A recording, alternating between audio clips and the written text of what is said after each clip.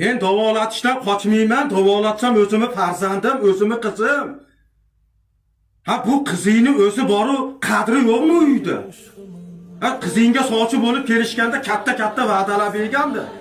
Hamma yo'g'ini o'zim qilaman, hamma narsasini o'zim qilib qo'ydim, va qizingizni bersiz bo'ldi degan edi.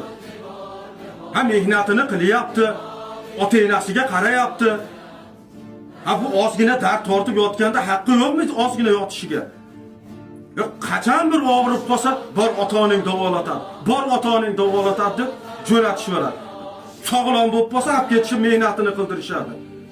Qachon bir nevaring og'rib qolsa ham, darrov ota-oniga bor deb otasi jo'natadi nega? Men davolatishdan qochmayman. Vazifam qizim, farzandim, jigarim. Kuyoving ham sal mas'uliyatni his qilsinmi?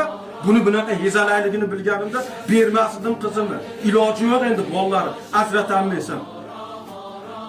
Erkak kishini zimmasida bo'ladi, ayolini, farzandini mas'uliyati. Ha mas'uliyatni sal his qilish kerak-da u ham. Sal og'rib qolsa, otasinikiga jo'natib olmasdi. Xudoyingga qo'shib qo'yaman, yuraverasan Xudoying bilan.